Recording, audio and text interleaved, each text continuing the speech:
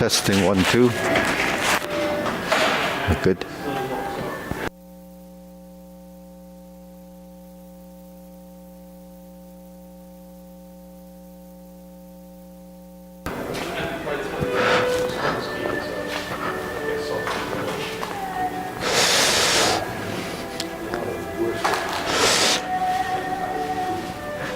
Anything good? Anything good? Tweak it, or is it? It's good. As long as Sam's not here, no complaints. Say what? Sam's the guy that tweaks everything. Oh, yes, he does. Yes, he does. Especially the shades. I love it when he does. I appreciate it, actually. I have that tendency too.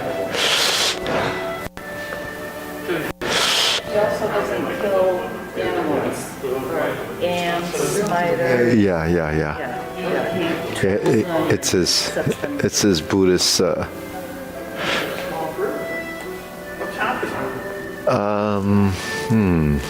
Well, Manaka's away. They're away. So that's one. Maria's be here soon. Someone just walked in the door. Let's see. Everybody's at the beach. And, and where's Ken? Ken hasn't been around. Oh, yeah, but he's really sick. His other leg is really hurting. Oh. He's in a lot of pain. Yeah. Okay. Well, yeah, it's been like a month, right? Okay.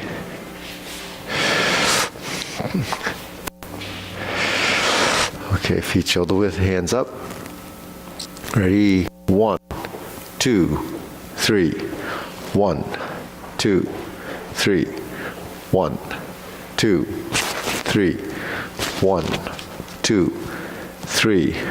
1, 2, 3. 1, 2, 3. 1, 2, 3. 1, 2, and stop. To the side. 1, 2, 3. 1, 2, 3. 1, 2, 3. 1, 2, 3. 1, 2, 3. 1, 2, 3. 1, 2, 3. 1, 2, and stop. Okay, next, hands up. Reach down. 1, 2, 3. To your right, to your left, center, inhale, exhale. Hands up. Reach down. 1, 2, 3. To your right, to your left, center, inhale, exhale. Okay, one more time, hands up. Reach down. 1, 2, 3. To your right, to your left, center, inhale, exhale. Okay, hands in your waist, circular movements. 1, 2, 3, 4, 5, 6, 7, 8, 9, 10. 1, 2. Reverse. 1, 2, 3, 4, 5, 6, 7, 8, 9, 10. 1, 2. Center cross, knees. Circular movements. 1, 2, 3, 4, 5, 6, 7, 8, 9, 10, 1, 2. Reverse. 1, 2, 3, 4, 5, 6, 7, 8, 9, 10, 1, 2. Center. Hands on your waist. Neck turning. 1, 2, 3, 4, 5, 6, 7, 8, 9, 10. 1, 2. Back and forth. 1, 2, 3, 4, 5, 6, 7, 8, 9, 10. 1, 2. Center tilt to the side. 1, 2, 3, 4, 5, 6, 7, 8, 9, 10. 1, 2. Center, bend, circular movements. 1, 2, 3. Reverse. 1, 2, and 3. Center. Hands up. Inhale. Exhale. Inhale. Exhale. Inhale. Exhale. Okay, spread your feet. Turning. 1, 2, 3, 4, 5, 6, 7, 8, 9, 10. 1, 2, 3, 4, 5, 6, 7, 8, 9, 10. 1, 2, 3, and stop. Center. Turn. Stretch it out.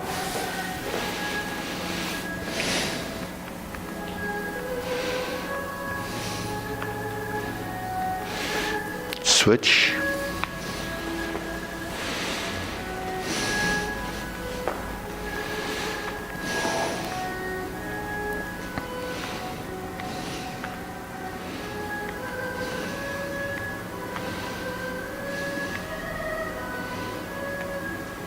Switch.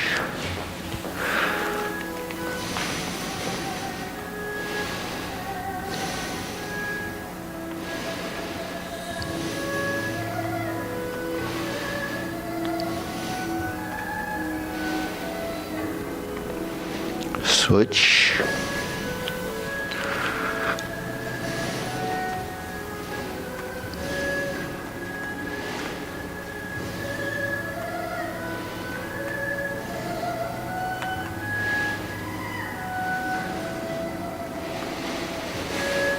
Switch. Straighten the front knee.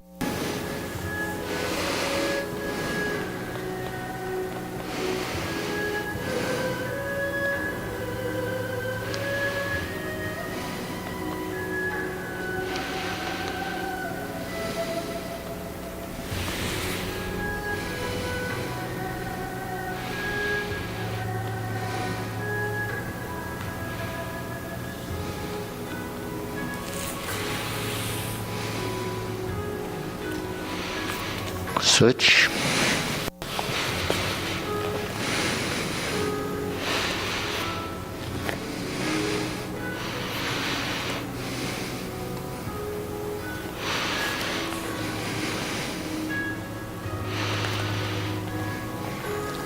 Switch.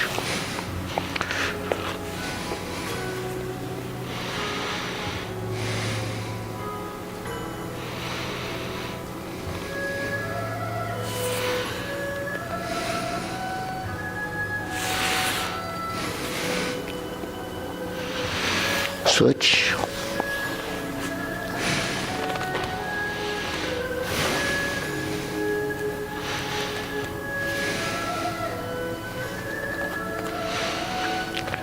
Center.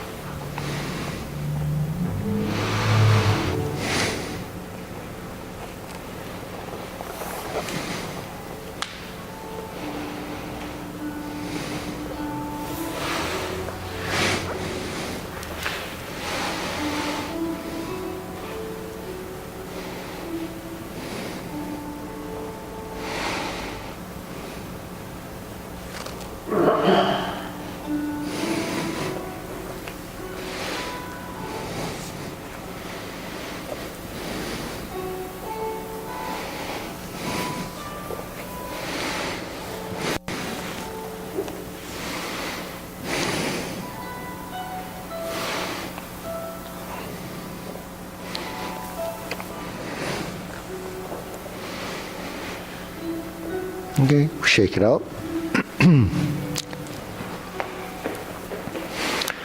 Okay, ready? Hands up.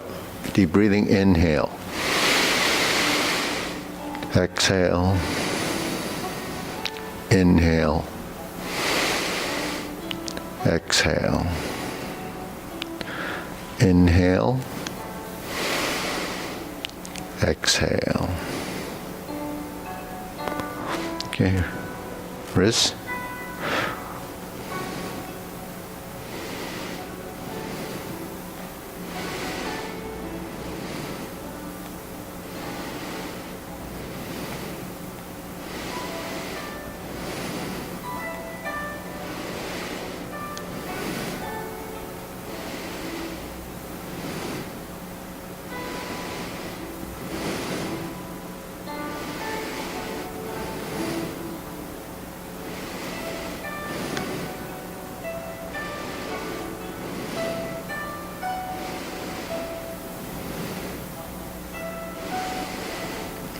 Reverse.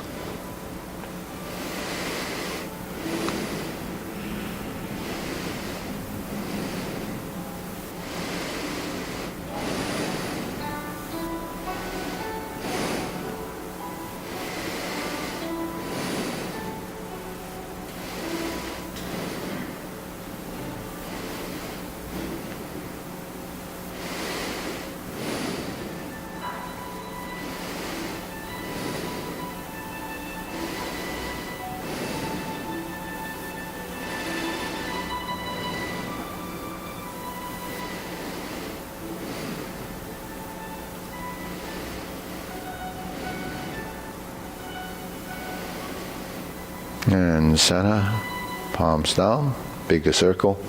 1, 2, 3. 1, 2, 3. 1, 2, 3. 1, 2, 3. 1, 2, 3. 1, 2, 3. 1, 2, 3. 1, 2, 3. 1, 2, 3. 1, 2, and stop. Okay, shake it out. Side to sides.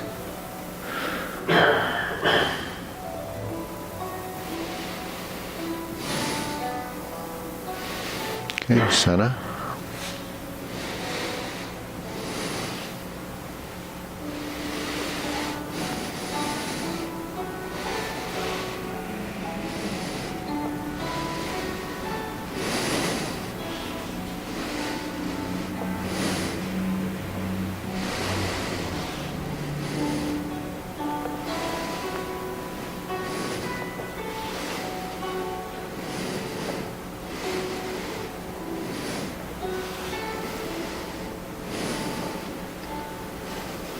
Okay, center. Insert the needle.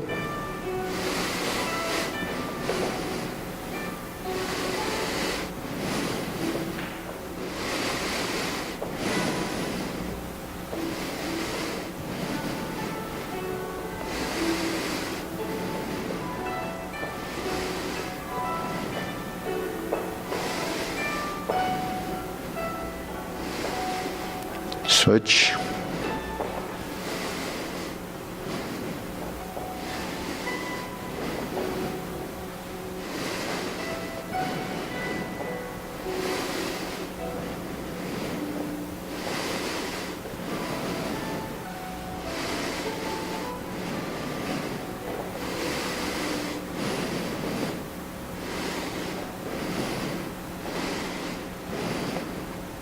And center. Okay, let's do a leg swing.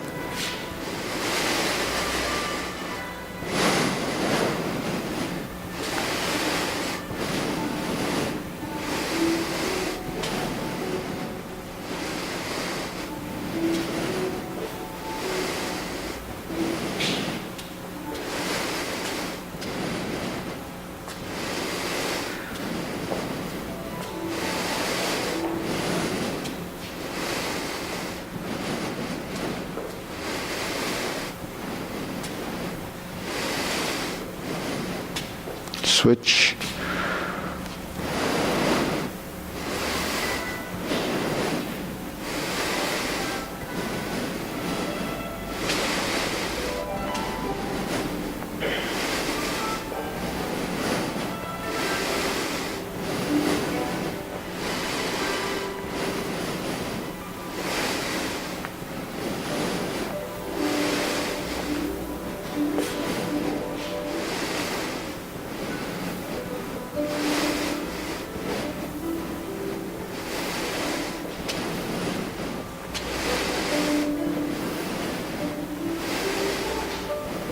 Okay, center, side to side.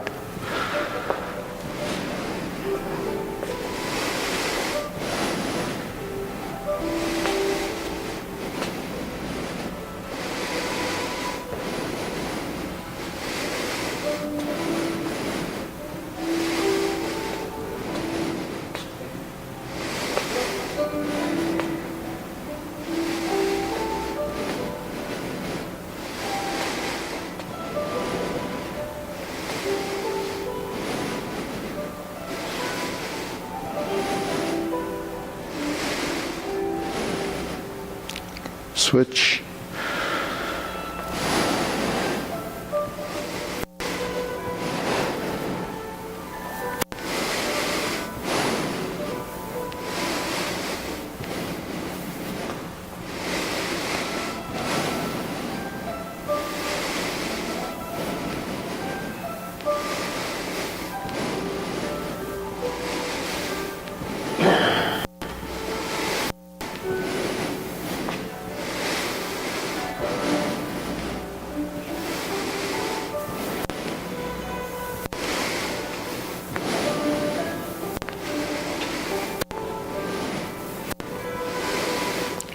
and center. Okay, shake it out. Deep breathing, inhale. Exhale. Inhale. Exhale. Inhale. Exhale. Okay. Silk rilling.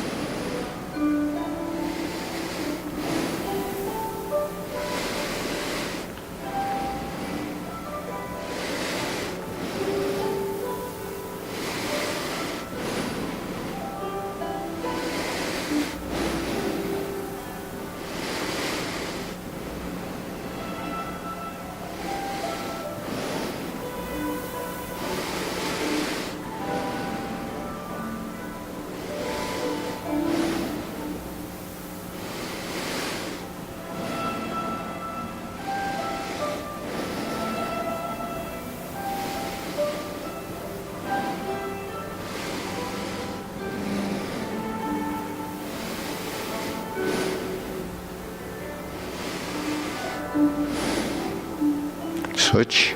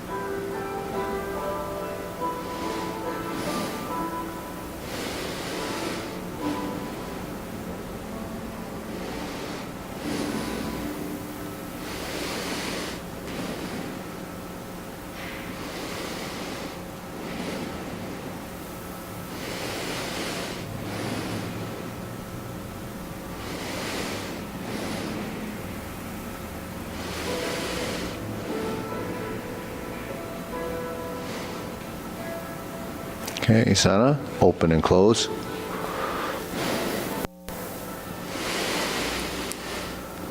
Yeah. So right hand on the outside. Yeah.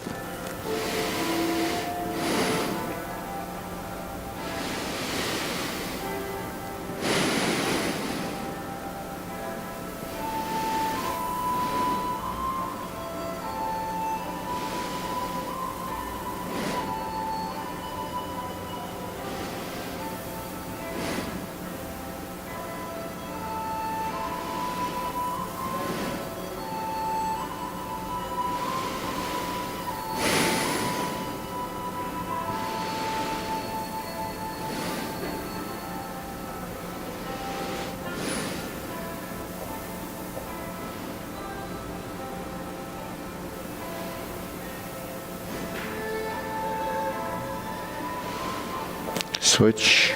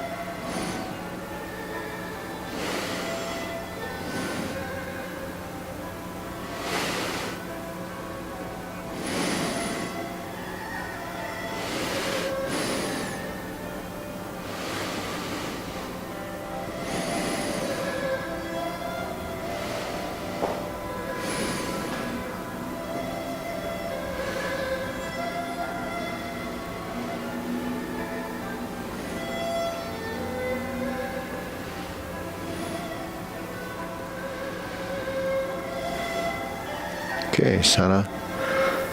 Feet parallel, preparation.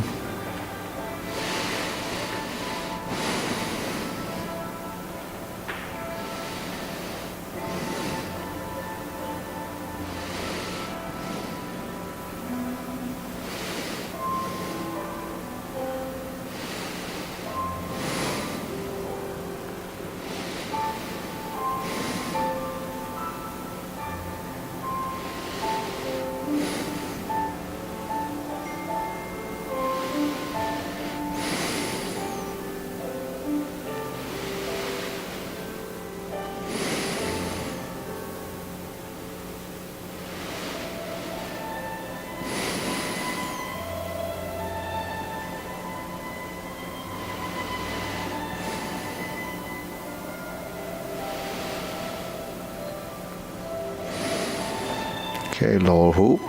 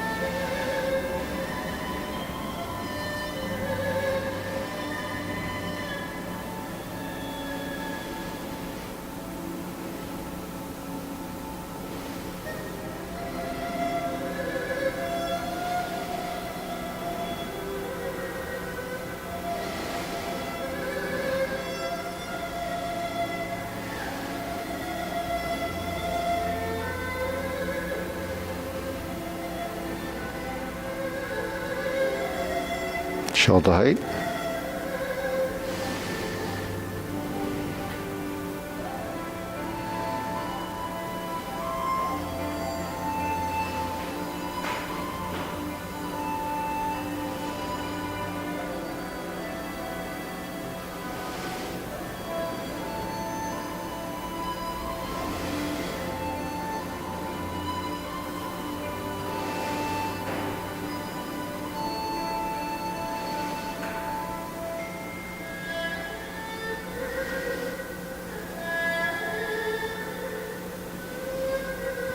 Elbows down.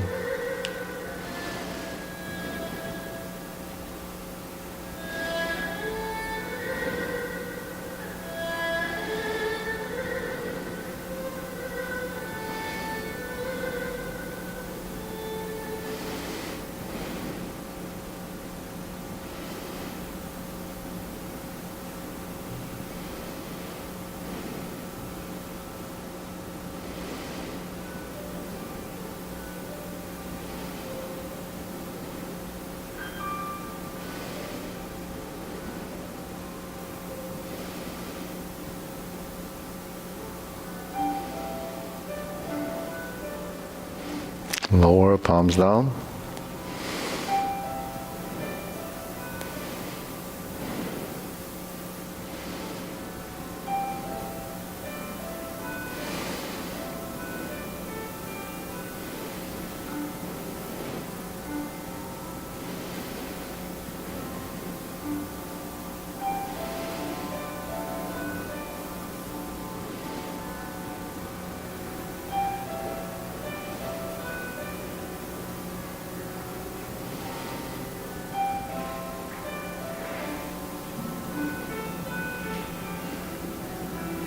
Extend.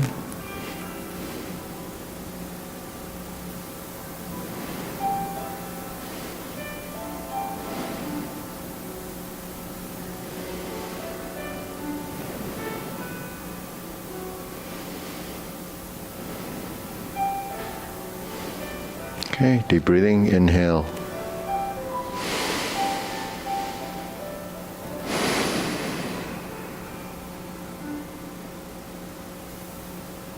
Inhale. Exhale. Inhale. Exhale. Okay, diagonal flying.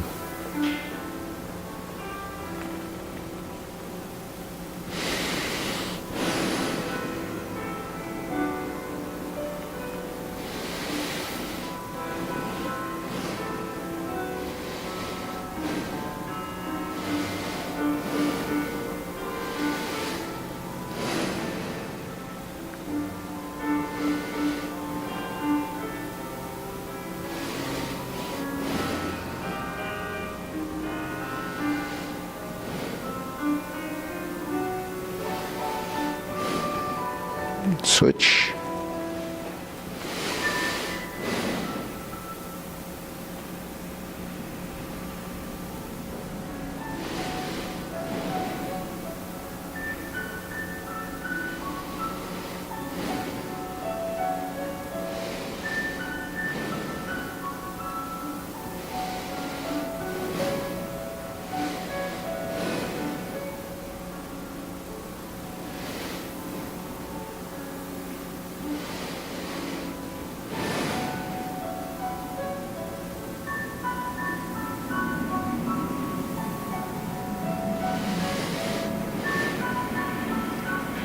Okay, cloud hands.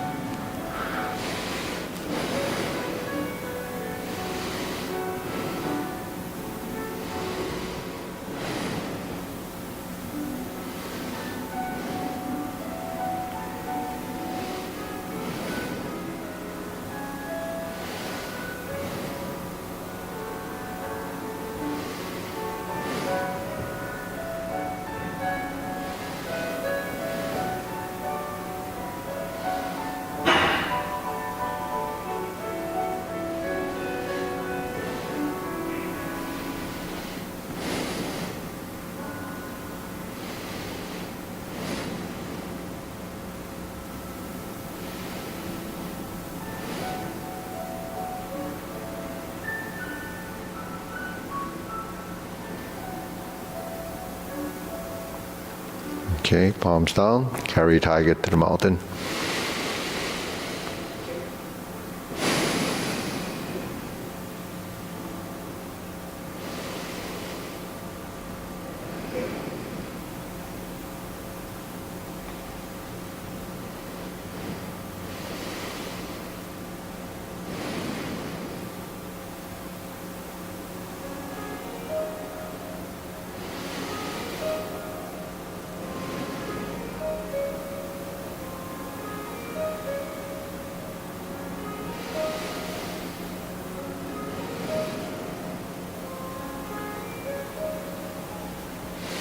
Okay, infinity sign.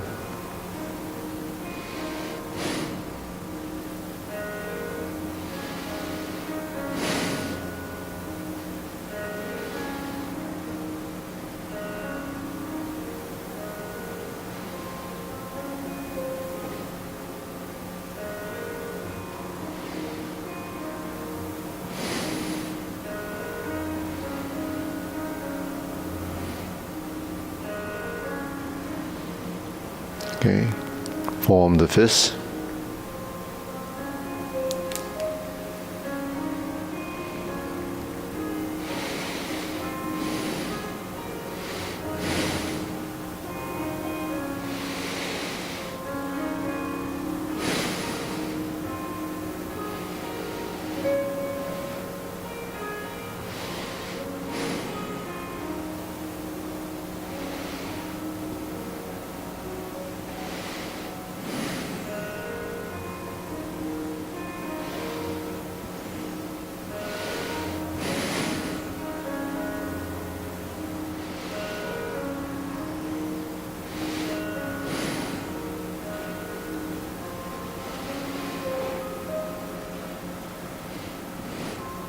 Okay, palms together.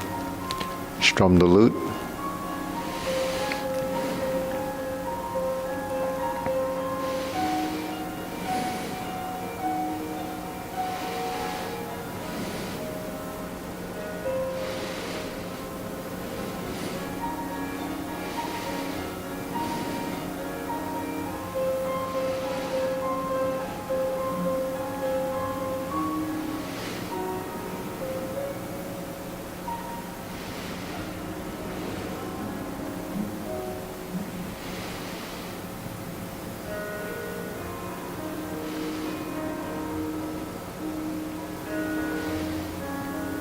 Okay, turn, draw the bow.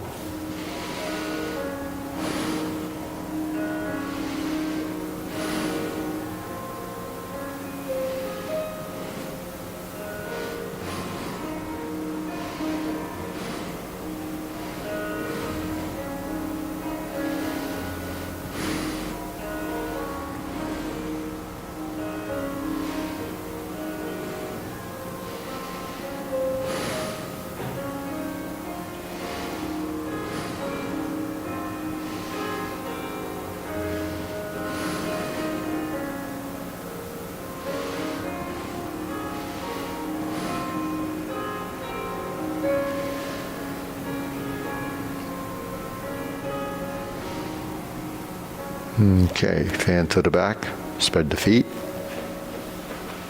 Left hand on top, left side turn.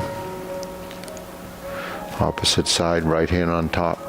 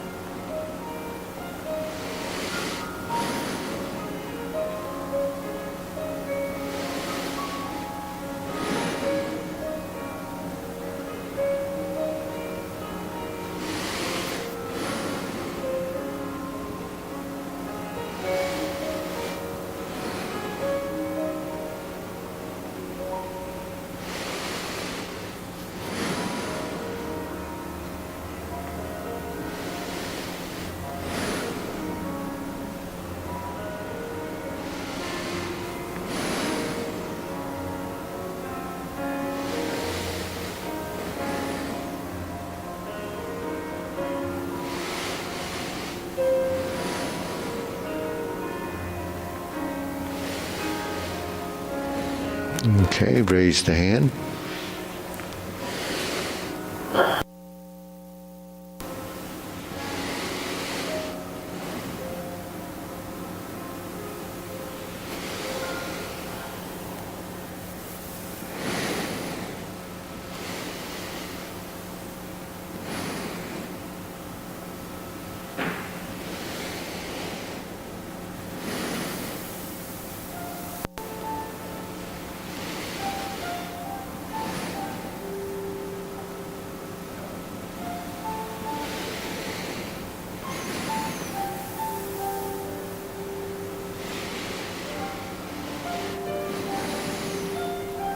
Okay, one more.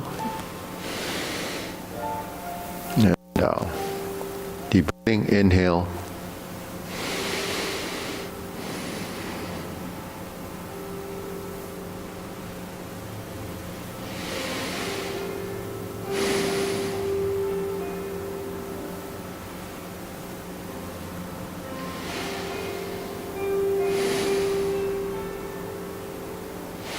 Okay, so let's go through the first two sections of the Tai Chi Paradigm form in the linear format, just to see if we have the different transitions. Okay, ready? So your feet are parallel. Preparation. Shift your weight. Step up. Left side, press forward. Sit back, step up. Turn to the other side. Grasp the sparrow's tail.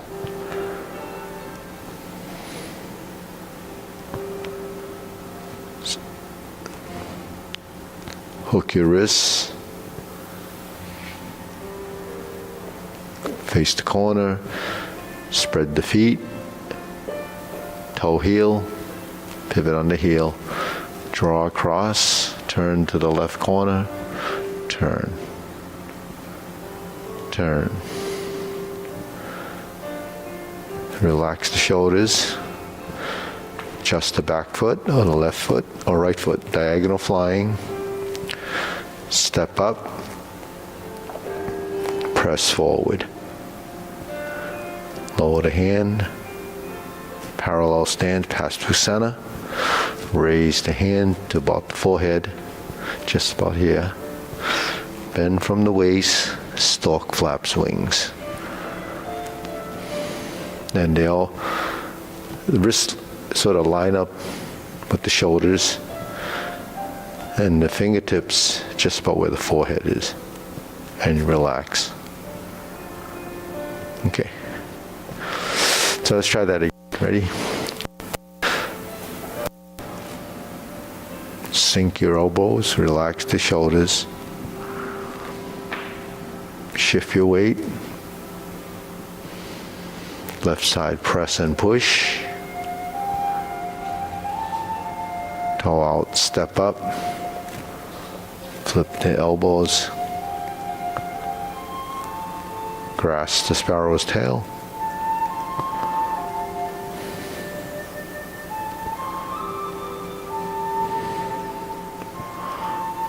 Hook your wrist, turn to the corner.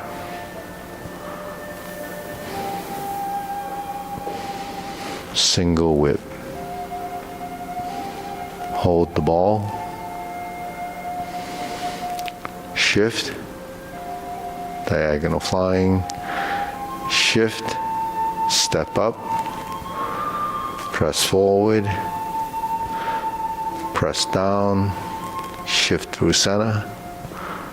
Shoulder width, raise the hand. So this hand is to the right side. Bend. And this is your other side. And you relax. Okay? So let's pick it up from here. We're going to turn toward the mirror, right? So we're going to turn 1, 2, that's the next piece, right? Reverse round out, turn, flip the elbows, wrap the body, push forward. Turn, sit in the stance, rotate while you're in the back leg, push forward as you extend. Back to center, go to the left side, round out, push forward, toe out, step up, turn to your left, flip the hands over, push forward. Back to the right side, sit back, twist step, step up,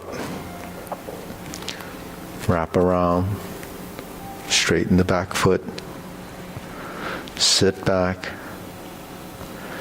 turn to your right, center, left, palm up, shift your weight forward, continue forward, pass through center, shoulder width, fold and push, close the door. Sink the elbow, relax the shoulders, form the fists, step up, draw back, and punch. Sit back. Here's your infinity sign, which is divert and block. Punch. Cross the arms. Turn your waist. Spread the hands. Arms vertical. Turn the palms out. Push forward. And back to neutral. Okay, so that's section 2. So just pick up on any of the subtleties. So this is a reverse round out. What's a reverse round out?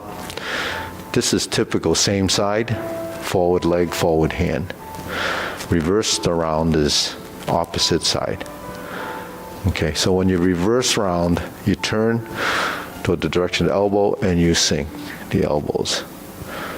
Bring the hand down, that's your brushing, and then you push forward.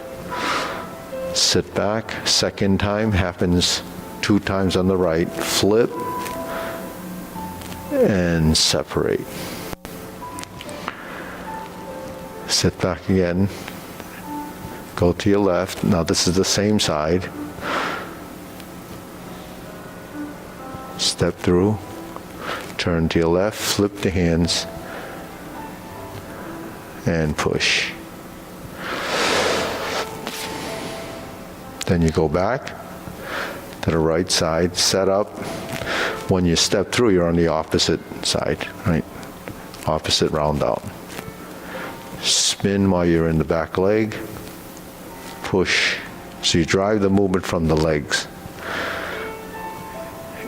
Vertical, turn to your right, center left, lean forward, palm pointing forward, shift your weight, parallel stance, close the door. Form the fists, step up, turn and draw, and push or punch. Left, right, center. Cross the arms, leopard and tiger springs to mountain.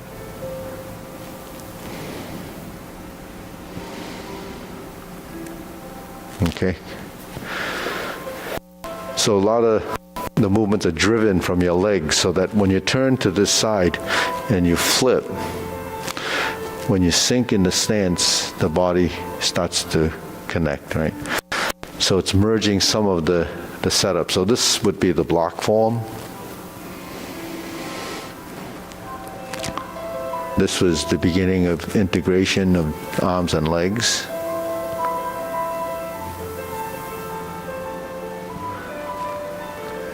And merging of the hand in the front space. So all this has to happen when your body's ready or sort of simulates the motion.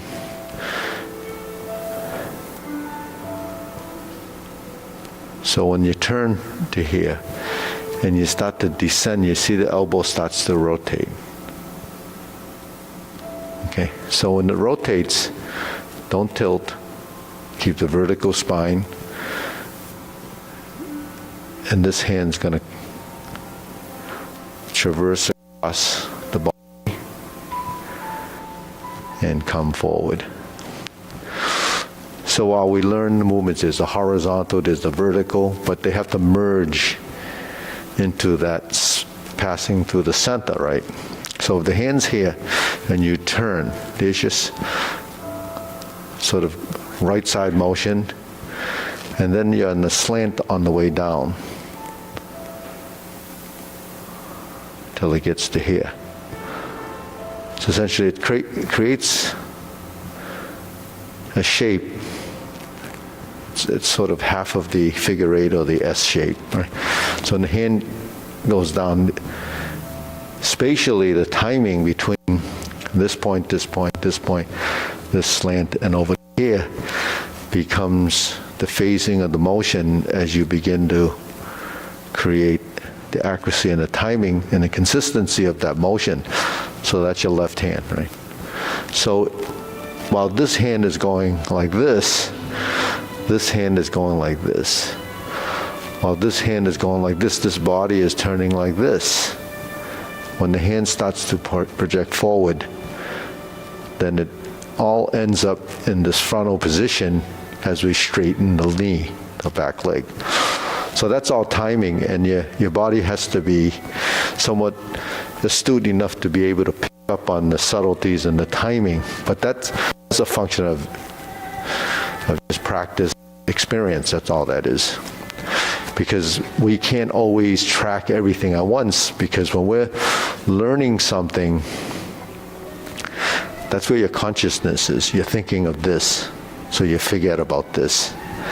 You're thinking of this, but you forget about this. When it enters subconscious and the movements become spontaneous, and that means avoiding the thinking process. Because once you start to think, then you're conscious of something. So that's the learning curve, and the execution is part of the subconscious behavior.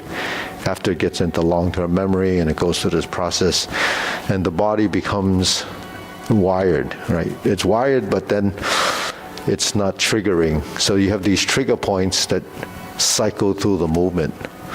That's how we develop coordination, and timing, and things to happen functionally. When we learn things like this over time, something like Tai Chi and any of these postures, the refinement is that, and the execution, timing, and position, the accuracy of movement. Where's my center line? Where's my body in space? So what is that? That's front, and then you have two corners, right? So muscle memory is a systemic thing. It happens in the body, with everything that you're doing, actually. But the muscle memory is only memorized based on what it understands. So if it doesn't really understand it, so you're really not muscle memory. You're muscle memory something, but not understood in the body as accuracy of motion. So the refinement of these positions and the geometry of the positions and the shapes and so forth become part of subconscious. So if you're trying to use these movements in application or as a response, it has to be in your system. Otherwise, you think about it. Something comes here, then I put my hand here to block it. you have to be able to get into these positions without thinking for it to become a reflex. So that's sort of the whole process. But the thing is, it takes a long time. Is that important? Well, to evolve, it's important for the practitioner. For those that just want to go through some motions, then it's not so important. But I think the not so important part is lack of understanding. Because if you understood it, then you realize that you have to change, and you have to modify, and then you have to adapt. So that's brush knee, a single posture. The difference between the push here and the push and grasp the sparrow's tail only has to do with the format of the motion. When you push and brush knee, it's off the back leg. When you push and grasp the sparrow's tail, it's off the front leg. Because that's the major difference between the two pushes. Now, if you're in this and you're doing leopard and tiger springs to mountain, the important thing is that once you separate the hands and you square, then when you project forward, you have to bring your weight over the front leg, your nose centered between the two palms, and the alignment of the nose, that center line, and the knee is your alignment. Okay. So when we align our body, it's really muscle memory again, and final position, and the comfort level of what that is, right? The comfort level comes from when you first go into it, it's physical, and you really can't feel what it feels like to be there other than you didn't tip over.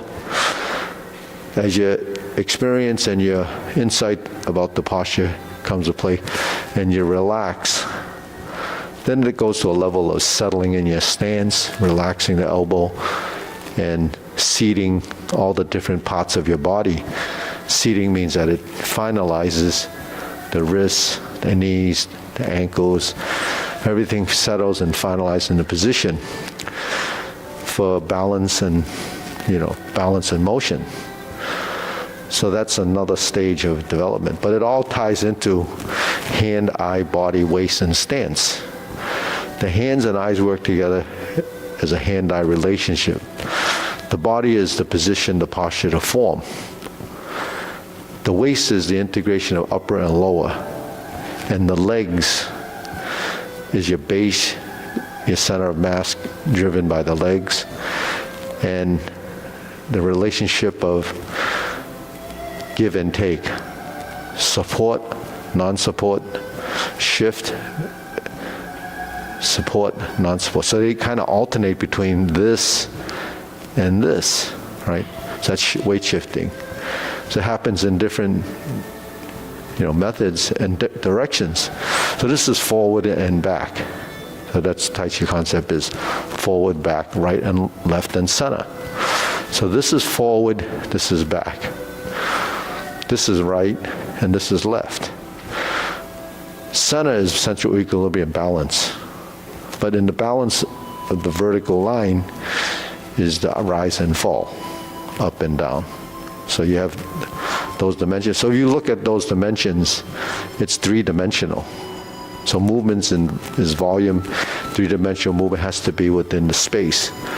And the space is relative to you because you're working, your own body, your own space, your own relative position.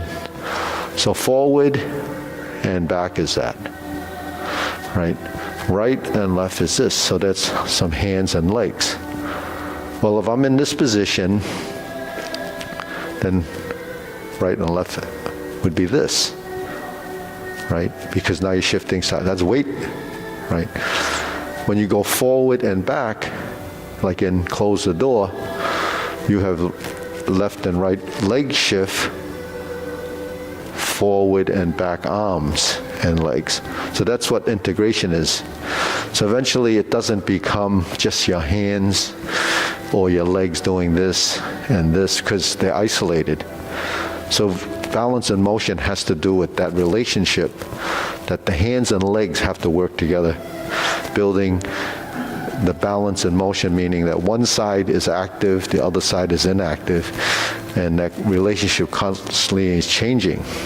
So active and passive movement is the key to passive and the yin and yang, and substantial and insubstantial. So substantial is the weighted side, insubstantial is the unweighted side. Substantial is the driving hand, passive, and insubstantial is the secondary hand. So in cloud hands, you have one hand that's active, one hand is passive, one hand is active, then it becomes passive. So the active-passive concept is a constant changing from one to the other. And that's another definition of the balance in motion. Because with balance in motion, you can't be just always active, because then that becomes excessive. If you're non-active and not doing anything, eventually it becomes a level of deficiency. So there's the balance again. So these are principles and theories. What you have to do is house that information here and let your body catch up to what this understands. And that works, mind and body together as, housing it, trying to teach your body. If your body doesn't learn it, it doesn't understand, doesn't respond. So then it's just, you're stuck there until your body starts to recognize it and understand it. When it understands it, then there's feedback. When there's feedback, then the understanding changes. When that starts to change, then you're evolved. You go to the next level, enter subconscious, and then you're back to square one. Then you have to relearn it again and again and again. So where people get stuck is when they're, sort of steadfast in just that one idea. But that idea actually evolves and it changes. So I bring this up so that when you're practicing and you feel that you reach a threshold and you can't go beyond, like I'm not improving, your body is still having to go through the process until, and that's even the mind that has to, until your body's ready, and then it's receptive. Receptive means to take it in.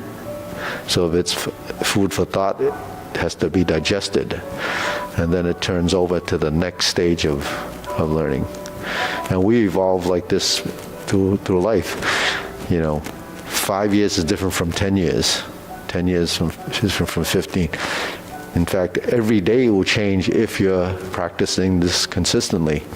So it's just something that it's unique in many ways to this, because it's such a long-term practice.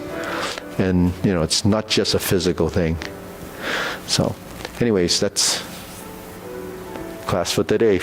So you want to work with Minor on expanding on the next section? If then we'll go through the sequence. Ready?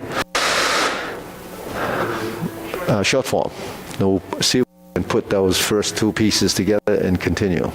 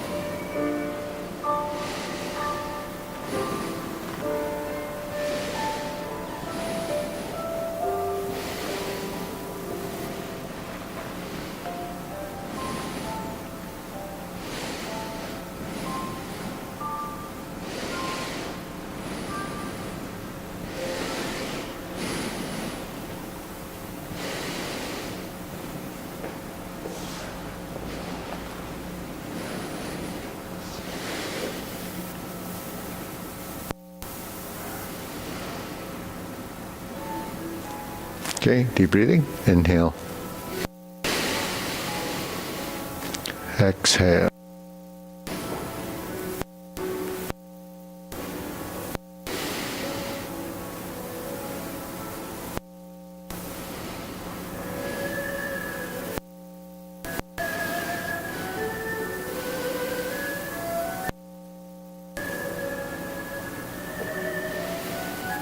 Okay, go to long form.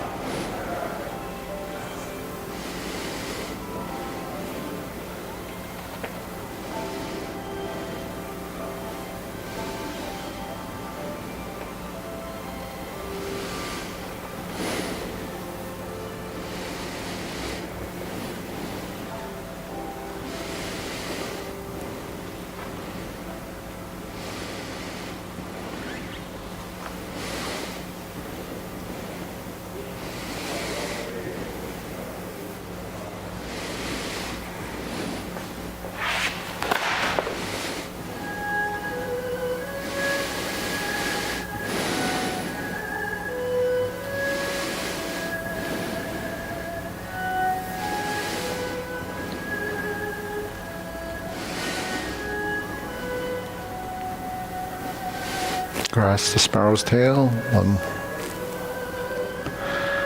Single whip, the downward posture.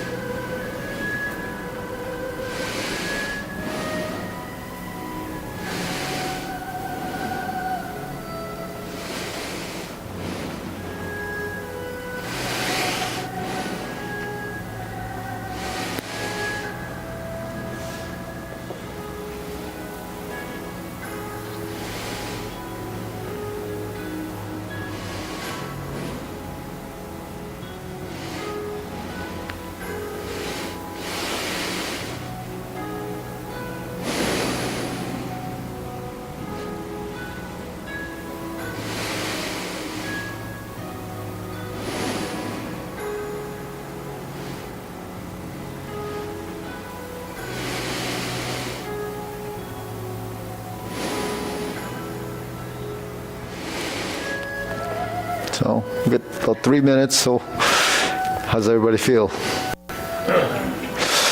have an exercise called, Strum the lute, yeah. but in the, as you say strum the lute, but it doesn't seem to have any real connection to that in the actual form. It's to the side and then that. What's the connection between it? Just because the hand is like this and The connection between what strum the lute is and that series of motions. yeah, we strum the lute in the motion and the exercise is strum the lute, but I don't see the connection. Yeah, so strum the lute is just actually this position is strum the lute. So I call it neutral vertical elbow. So names, what are names? Names are identifiers, you know. Single whips, strum the lute. Those are final positions. Whatever happens in between is really a transition and the functionality of that. So strum the lute is this, but then strumming the lute, when you switch the hands, what is a lute and what is strum the lute? They used to call it a peipa, strumming the peipa. A peipa is like a guitar. It's a Chinese form of a guitar. So strumming is really stroking the threads, the strings. So when the hand does this, it's sort of that strumming, like, you know, you strum a harp. But that's just to give you an image. But so functionality becomes into play is really what that is a triangular position, right? So a triangle position is this when we're in the standing meditation. So what you're memorizing and the importance of it is this forearm as a relative position to your torso. So as a functionality of that motion, if it's used in defensive motion, it's like on guard. So if you're in a position like this and something comes into your space, these become your interceptors. They intercept things that come into your space. But when it comes into your space, unless you move your arm, you know, on a very physical, isolated motion, it's not effective. So when you're in a neutral position, you have this, you have this, you have this, right? You have this, you have back fist position, you have this, you can invert the hand turn. So this is center-line triangulation.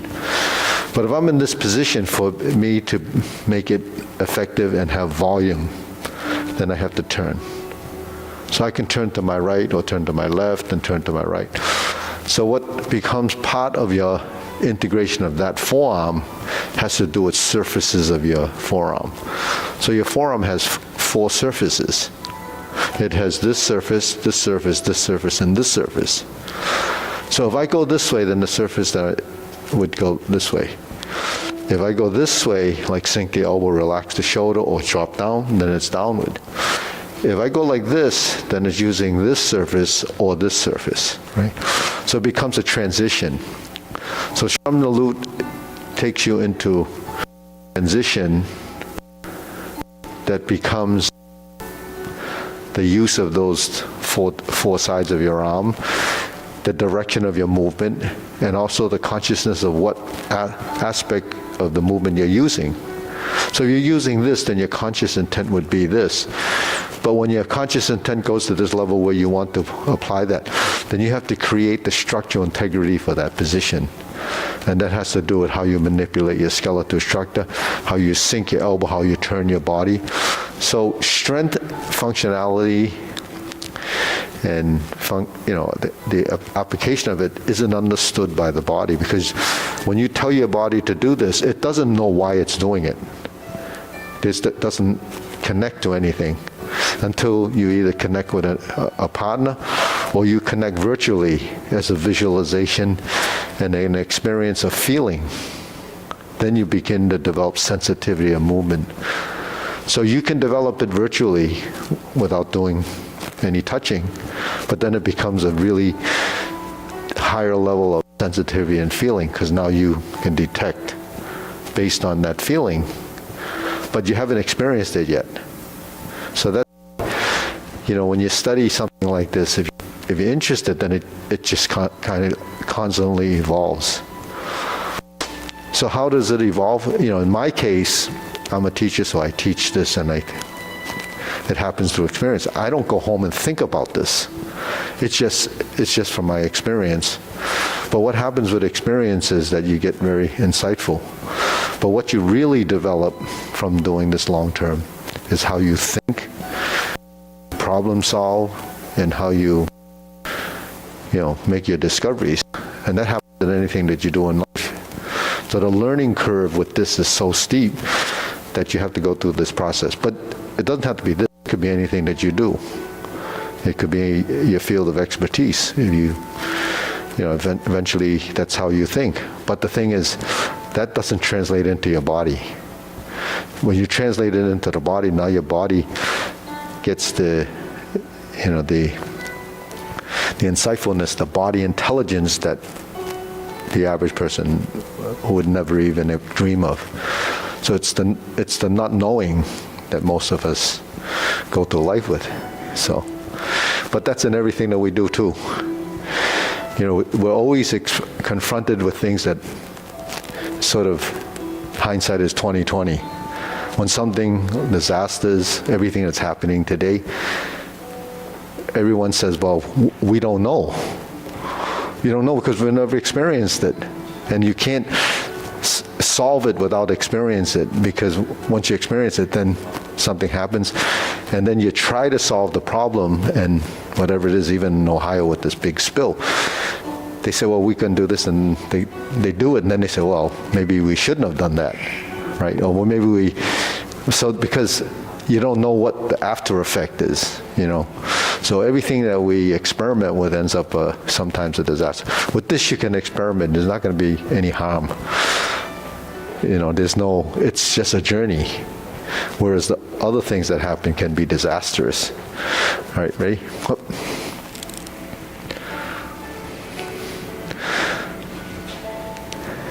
And you say, how do I know that? It's the way I think.